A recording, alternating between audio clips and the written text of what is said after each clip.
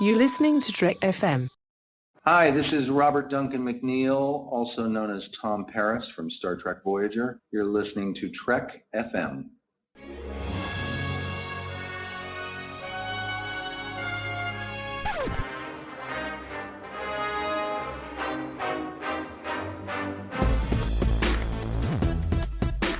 Maybe it's not the destination that matters. Maybe it's the journey. To the journey. Hello, everybody at home, and welcome. This is To the Journey. To the Journey! I'm your co-host, Tristan Riddell, and with me, as always, is... Charlene Schmidt. Charlene, so you and I, we've been going up and down with our scheduling on To the Journey. Things have been crazy. Life has been happening. And so with our scheduling, we've been recording it all over the place. We've been releasing it all over the place. We really have.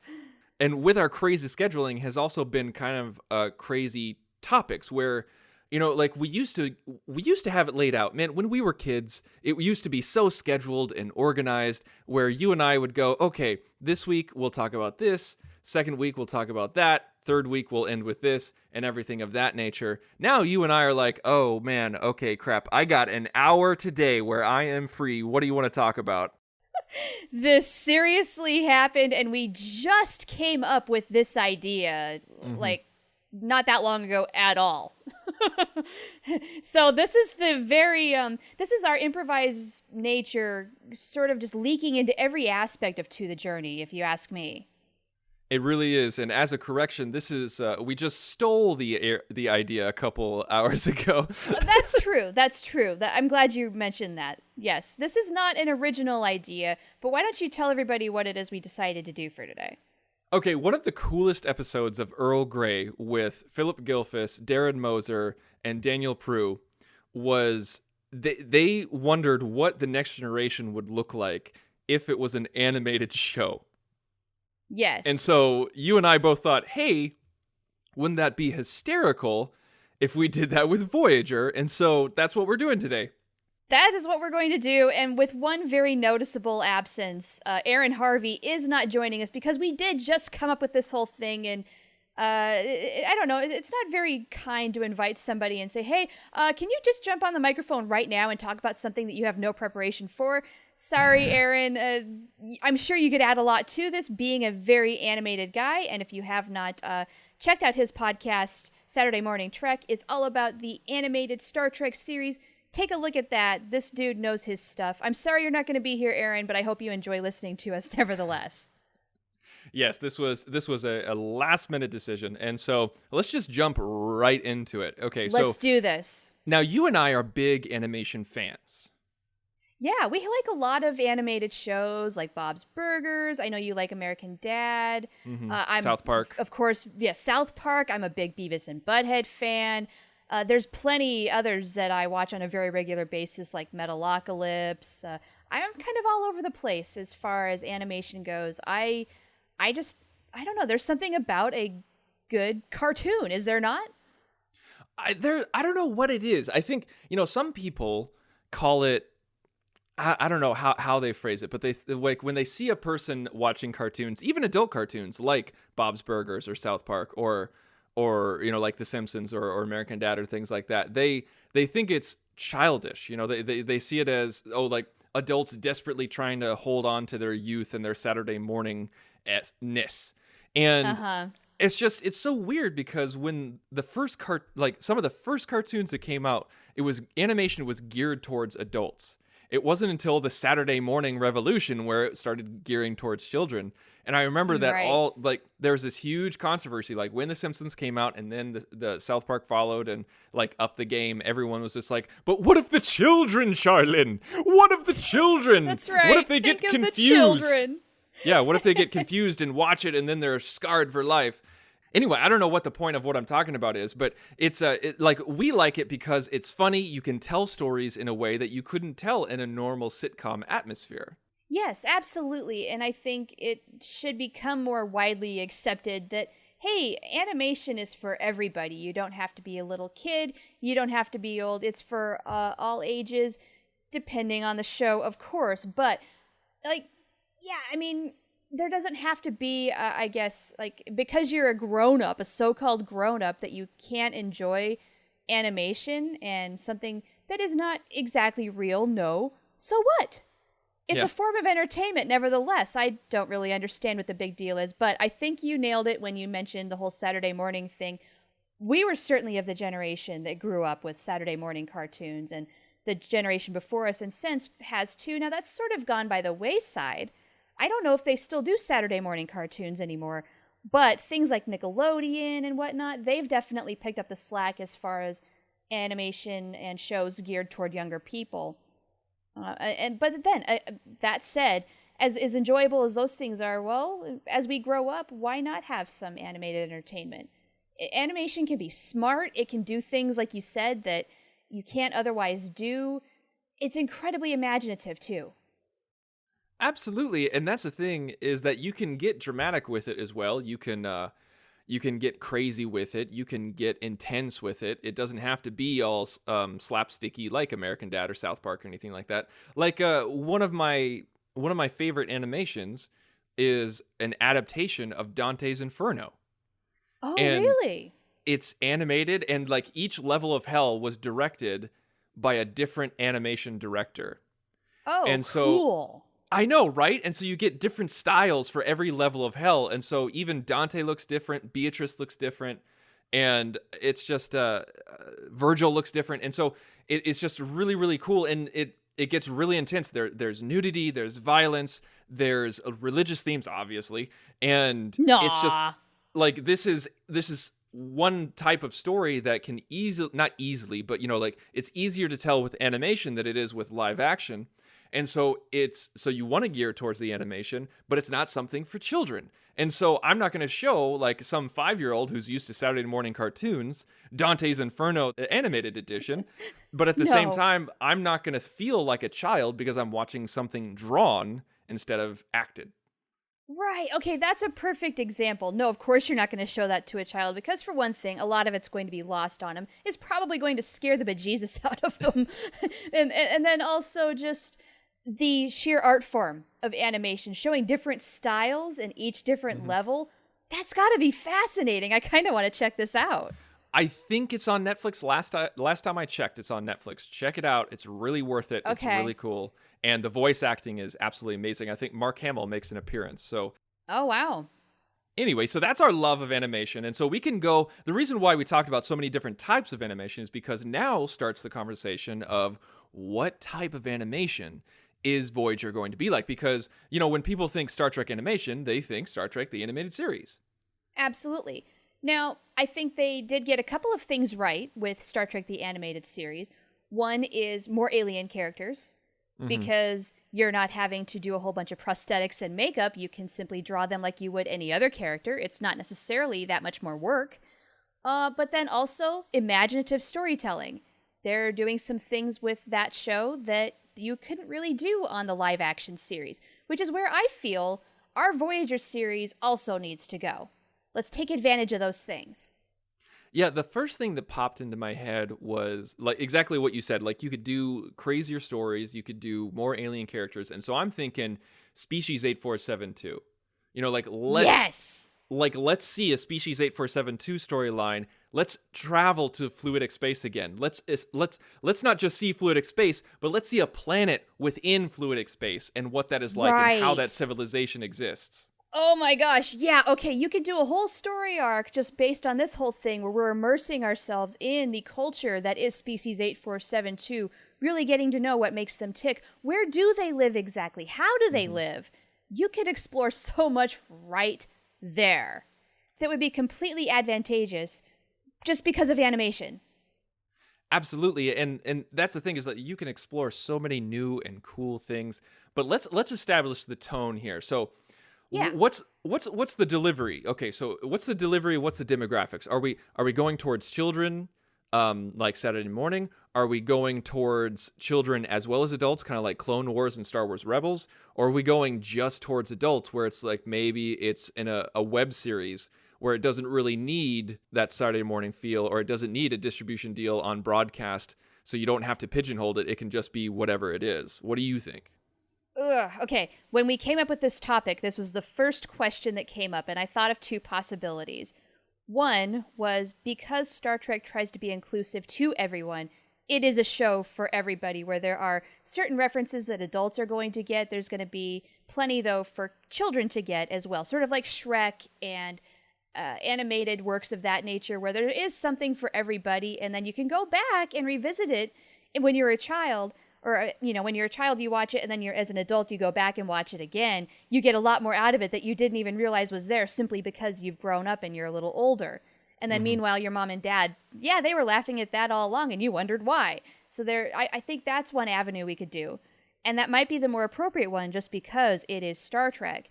But then also I thought, what if they really did gear an animated series toward children, because we have Naomi Wildman? It could be all about her.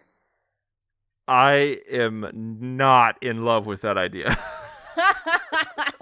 I didn't think you would be, but I had to bring it up just because there are certain things that you could do there, because she could be the heroine. She is a child. Kids are going to relate to her, and if we want to specifically make a demographic toward kids and get them into Star Trek, that would be a way to do it. Yeah, you could tell it, like, you could tell Star Trek Voyager through Naomi's perspective. Like, yes. that could be the hook of the show. Right, and it's not going to be all holodeck adventures and flutter dolls. It's going to be a lot more interesting than that, obviously. But from her perspective, it would be kind of a fun glimpse into what she thinks about this whole thing. Now, whatever form this takes, whatever story we go for, are you picturing traditional 2D animation, or are you picturing 3D animation like Pixar and everything like that? I'm picturing 2D. How about you? I think 2D would be a lot of fun, and I miss the days when 2D was so prevalent and all over the place. But at the same time, for some reason, I keep picturing a 3D Tom Paris in my head. I don't know why. Like, he's just... Wait, so Tom is the only one that's in 3D and, like, everybody else is 2D? Is that what you're saying? That would make a very interesting show. But you know what that makes me think of is the episode we wrote with Earl Grey right toward the end of their run, with the adventures of Captain Proton, and things would switch between black and white and color depending on whether we're seeing it through his perspective or not. Kind of like that. Just for some reason, like when I close my eyes and think about it, I'm picturing Tom Paris, I'm picturing Robert Duncan McNeil, because I think it's mainly because I think a 3D CGI Robbie Duncan McNeil looks a lot like Anakin. And so when I think about that, I think about Clone Wars and Rebels and everything like that. So I'm picturing it in that style. And I think a Star Trek show would do really well in that style. I don't know. Like, I'm thinking in reality, like, just like, say we live in a reality where this could happen, if it was feasible. I think it would most likely be a 2D web series, is what I'm thinking. Really? So you're going off in a completely different direction than I was thinking. Now, why a web series? What do you think is the advantage of that for Star Trek? You can keep it smaller. You can keep expectations low. It's enough to feed the fandom, but it's not extremely cost prohibitive to the point where you would need a distribution deal. And I feel like it would be just enough to kind of, it wouldn't be a mainstay.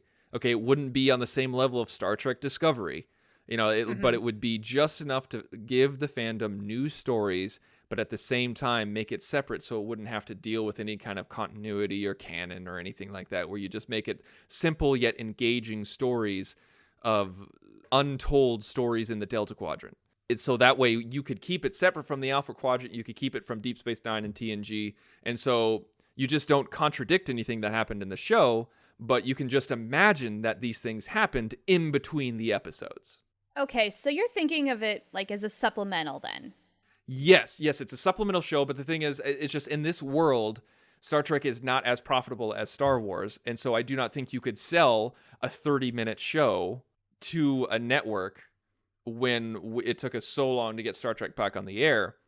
And so that's why I'm thinking, let's crawl before you walk. And so if we're going to go into the realm of animation, if we're going to go into a shorter format, let's do something like, let's take advantage of the internet. Let's do something licensed by CBS, and like, let's get some fantastic voice actors, and we just make it simple stories. Maybe they're 20 minutes, like maybe they're 15 minutes, but just it's Delta Quadrant supplemental, something like that. Yeah. In all reality, I think you're right. If a project like this were to actually take off and be made, it would happen just like this, because the stories could be only as long as they need to be. It would have to be very low budget because it's going to have a smaller audience. And it's probably going to be, distributed through the internet on the usual suspects, I imagine. Although with Star Trek being the big property that it is, I'm sure that's still very complicated to make it happen. But let's just say what if and go with it and say that it's going to happen. Now, you mentioned voice actors. Do you think that you're not going to get the original crew to talk? That I have no idea. I mean, like, if we're talking like reality versus, like our wish list, of course, we would just want to imagine what this web series would look like with the voices we all know and love. I feel like we would definitely get Tim Russ. I don't know, Tristan. I'm cutting you off because I don't think it might be as hard as we might think it is. Just because you can do voice acting from just about anywhere. There's a recording studio, and a lot of these actors, they're still in LA or they're in New York. There's access. It's a very short-term commitment. They go in, they deliver the lines. They don't have to go through the whole rigmarole of being on the set and spending hours upon hours waiting for lighting changes and stuff like that. No, they just go in, they do their work, and they're done. Yes, but the thing is, like, we've seen them revitalize their roles before with Star Trek Online Delta Rising. And we got Ethan Phillips, Jerry Ryan, Tim Russ, and who else? Did we get Robert Picardo? Wong. We got Garrett Wong. Did we get Robert Picardo? I can't remember. Oh, I want to say yes, but I don't know that for sure. I feel like we could get those 5. I do not think we could get Mulgrew. I don't think Beltran has any interest in revisiting Star Trek. I think it would be hard to get Jerry Ryan on the regular, but I think she would do guest appearances. And I don't think Roxanne Dawson has any interest whatsoever in coming back. And I think Robbie McNeil is just too busy. Yeah, I think actually Mulgrew, McNeil, and Dawson would be the hardest to get just because they are the hardest working maybe of the bunch. I mean, I know Jerry Ryan is still very active, but she makes time for projects like this. So we probably could snatch her at the 11th hour and get just enough material to work with, and she'd be fantastic. Yeah. But you might be right. If it were an officially licensed thing, I mean, I know Star Trek Online it's a big deal. It is. But maybe with it being a show, would that be the clincher? Maybe, just maybe. Because honestly, I can't imagine anybody else voicing Captain Janeway besides Kate Mulgrew. That is wrong. I feel like that is something, though, that we would have to make peace with. I feel like with any kind of show like this, whenever you are revitalizing an old story in an animated medium that's based off of something that happened, look at Star Trek the Animated Series. That is a very rare occurrence of people coming back. A lot of people coming back. Yes, for very little money. If you look at other circumstances where animated shows have been based off of big movies or continuations of TV shows, I think you either will get some back or none at all. And I think you, as an audience member, you kind of need to make that peace. We might have to if it ends up being the case. I mean, of course, the wish list demands that they are all there. Regardless of that, whether the voice actors come back or not, I think we can move forward with some feeling and some story aspects. Okay. Yeah, let's talk about some things we can explore. We already mentioned Species 8472, which would be completely freaking awesome. But what are some other things about Voyager in a supplemental fashion that we could explore in depth, and especially to the advantage of an animated series? Well, I think with something like that, you could just show, like, if you wanted to show action-oriented stuff, you could just make a snippet of it. Like, you could be thrown in the middle of a battle, and, like, you can make it the most intense 15-minute battle you've ever seen. Right. There's a lot of times in Voyager where we got thrown in the middle of something, or we were shown everybody like already on a mission or already on a planet. What if some of these episodes would show the exciting stuff that wasn't necessarily on screen to begin with, that was just implied in Voyager? Sure. Maybe things like, even though we saw a lot of them, epic Borg battles, get into even more detail, show even more badass ships and things of that nature, maybe. Yeah, and I think you could get, like, one thing I really liked about Voyager was First Contact. You know, like how many times they made First Contact, but sometimes you got, I mean, like, I think Voyager less so than the rest of the series, but sometimes you would get a little forehead of the week. And oh yeah, you know, just like every Star Trek show, that's just how it is. And we'll get that with Star Trek Discovery. That's just how it is. But I feel like with this show, we could do even crazier First Contact stories. Because think about it. In Voyager, in the Delta Quadrant, they're going to meet, every species they meet has never been met before. So let's get some crazy ones in the vein of Species 8472. Totally. And you know, one thing that kind of bothers me just about Star Trek in general is just about all of the alien species we come across are humanoid, they breathe oxygen, they're a lot like us. What if we explore life that's really not like us hardly at all?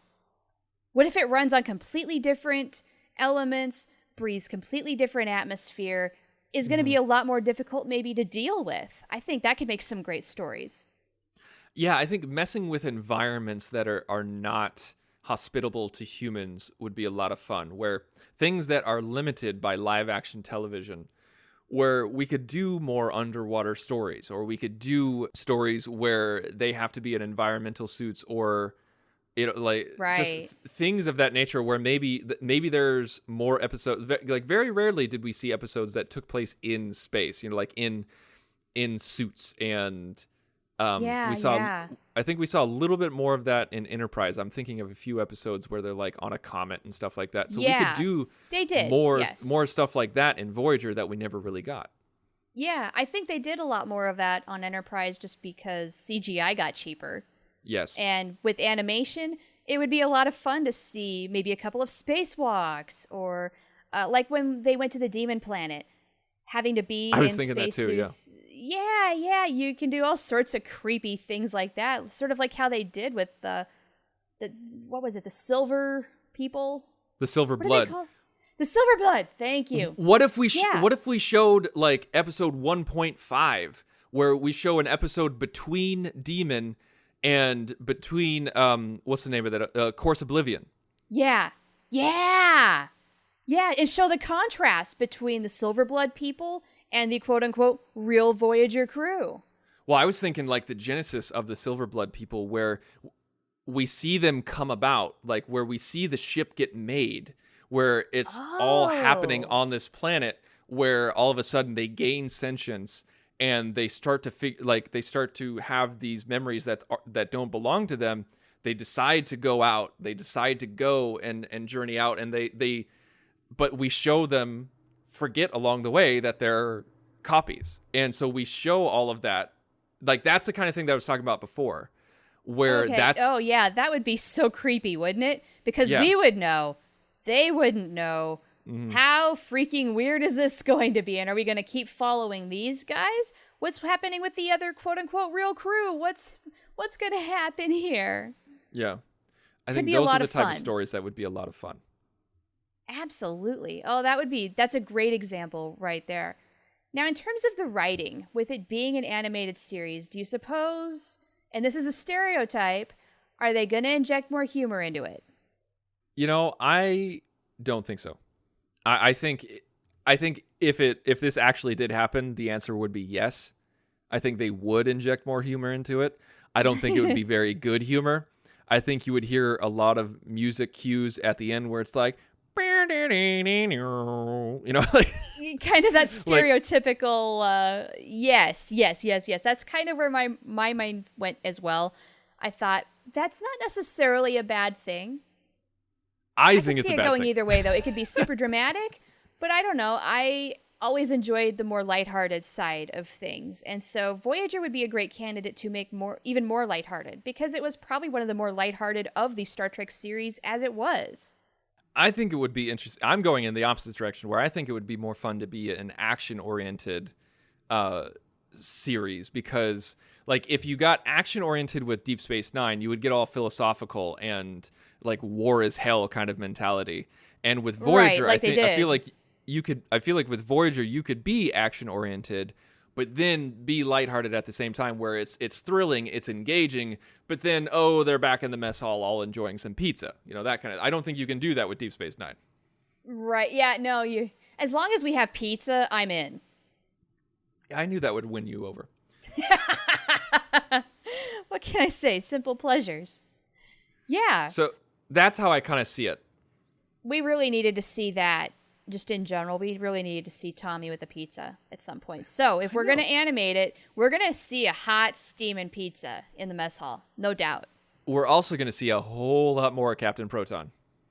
I'm thinking at least a whole episode completely immersing in Captain Proton animated. Yeah, and it doesn't even have to be a story that's outside of the holodeck where like Voyager's in danger or anything like that. It is since it's a web series animated show, it's just, Tommy goes, okay, hey, talk to you later, B'Elanna. I'm going to go to the holodeck with Harry. And he's like, okay. And then it's about that adventure inside the holodeck. Just and then purely. when they're done and they go back to their quarters. That's it. No one's in danger. No one's going to die. It's just them enjoying the holodeck. Yep. Just an adventure, and it's a good time. Loved it. Yes, that's exactly what we want of the web series that Garrett Wang and Robbie McNeil say that they want to do, but we need to make happen desperately somehow. Because wouldn't that be great? It would be so great. Like right now, we're just kind of like fangirling out and fanboying out of just saying like, then they could do this, and then this would be fun, and then yeah. Just like it's in episode true. That 72. is what we're doing. Oh well. Yeah. It was hardcore what we're doing. That's all right. That's what you're getting this week on To the Journey. And you're, to quote a former president, you're either with us or against us. Now, would you... I guess you couldn't, because if we're going in parallel continuity, where it's the stories in between the episodes, we couldn't really introduce a new character. Actually, no, I guess we could. We could introduce like a crewman or something. I think you could. There's 150-ish people on this ship, and we did not get to know all of them. You're right. We could do something like that. So... we can introduce some alien looks, some different foreheads even, if we really just want to keep it subtle. We could learn more about the security crew. Like we could get more in depth with Tuvok's security crew. We could learn more about the engineering team. Like everybody, like that's the thing. Because you're a bridge officer, you have your own team. People report to you because you're a bridge officer. We never really explore that too much in Star Trek. I always thought that was really weird. You could even have another whole Lower Decks type of episode where it's all about the junior officers, people we don't even really know, or better yet, maybe people we saw kind of lingering around in the mess hall, but we don't have their name, we don't know who they are, we don't know what they do on the ship. Let's get to know them. Let's let them have a little adventure on the ship, or at least endure an adventure through their eyes. Because we always see the bridge crew. Well, let's see what it's like when you don't know what's going on the bridge. We have an episode where Ayala is the hero or something like that. That would be amazing. That would be fantastic. Yes. Let's let Ayala be the hero just this once. Yeah, we start hearing and seeing all those names that we heard in the show but didn't really get that much exposure with. Totally.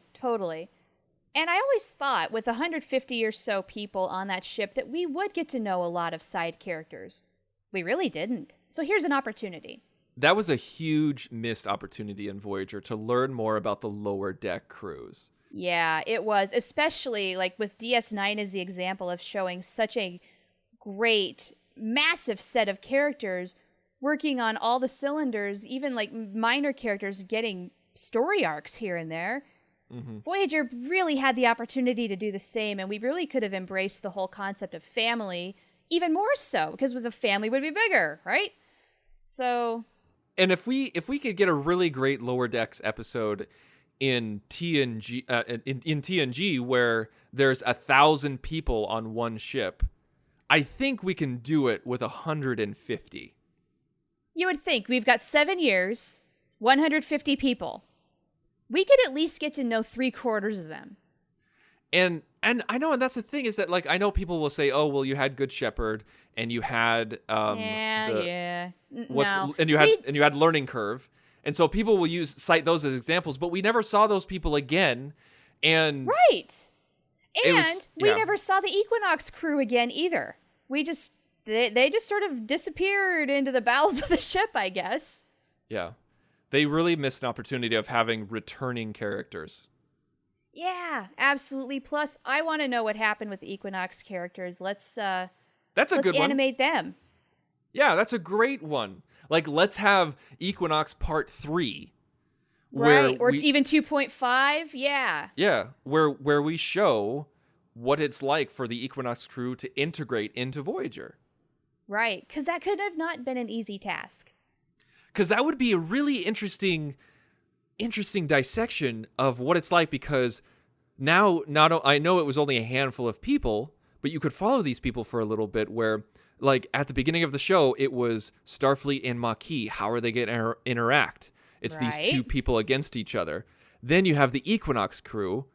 They don't belong anywhere. They don't belong in Starfleet anymore. They're ripped of rank. They don't belong in Maquis because they're not freedom fighters. And so they're neither. They are Equinox crew. Right, and they no longer have the Equinox. Plus, you have the added outcast thing of, like, they did some awful things, and everybody knows it. Right. So, how does the integrated Voyager crew treat them? Are they treated like second-class citizens? Are they welcomed with open arms? Somewhere in between? That could be interesting. For some reason, something just popped in my head, and it's Neelix traveling through time. I don't know why. Neelix's time travel adventure. Yes, basically that. Like, I don't know why. It's just like one episode, it's Neelix just cannot figure out what time zone he's in. So he's just like, what on earth is going on? It's kind of like a mixture of Shattered and the episode where Kes is jumping time and again. Before and after? Oh, before and after. Crap. Yeah, before and after, yeah. Yeah, time and again is with, like, the candy corn people. Oh, God, that's right. These titles all mixed together. So, yeah, like, Voyager titles in general are not fantastic. It's a mixture of before and after and Shattered. And it might be repeating yourself, but I don't know. It just, for some reason, I would love to see the shenanigans that Neelix would get into with time-traveling Neelix. You could have a really comedic episode with Neelix trying to figure something like this out just because it's Neelix, and if written appropriately, it could be a really fun, lighthearted romp that could be incredibly creative, and then you can throw in some really crazy stuff via animation that you would not otherwise get on the show. Whatever those things are, I don't know. We could hash this out, actually, in maybe a writer's room episode, maybe in the future, but there's a lot of possibility. There's a lot of potential, is what I'm saying, with just an episode like that. Now, what about something like this, a Neelix version of Non Sequitur, where we finally get to see Neelix on Earth, and no one knows how the hell he got there. And he doesn't know anything about Earth customs. Maybe this is early Neelix, okay? So like so he's on Earth. The Starfleet is like, "Who the hell are you? Where are you from?" And it's this very fish out of water story, and we finally get to see what it was like for Neelix to get on Earth, because we know now that's never going to happen. Oh, you're blowing my mind. Now, see, that is such a good idea right there. Even though you're ripping off Non Sequitur, that actually, I think, would make a better idea than the episode you're pulling it from, because it's Neelix and nobody on Earth has seen a Talaxian. They don't know what a Talaxian is. What in the world are you doing here, buddy? Yeah. And he doesn't even know? I mean, wow. Is this the amnesia aliens or what? Yeah. Crazy. You know, another thing we did not see that would be kind of fun is to do the kind of an opposite thing of, well, he's not necessarily going forward in time, but maybe going back in time, and he's telling Naomi a story about being on Talax, because you could have Talaxians everywhere. That's such a good idea. Yeah, and with animation, that's no sweat. In real life, that is a lot of freaking costumes and makeup, and absolutely not. Even a Star Trek budget can't handle that. But that could be a lot of fun, too, because we have some backstory on what happened on Talax, and we know that Neelix's family is basically all but gone, but maybe he's remembering some good times and a very different world, and we could see what it is exactly that he left behind. What if we eat, like, I love that idea. Let's keep it. Basically, we're just pitching each other writer's room ideas for the show.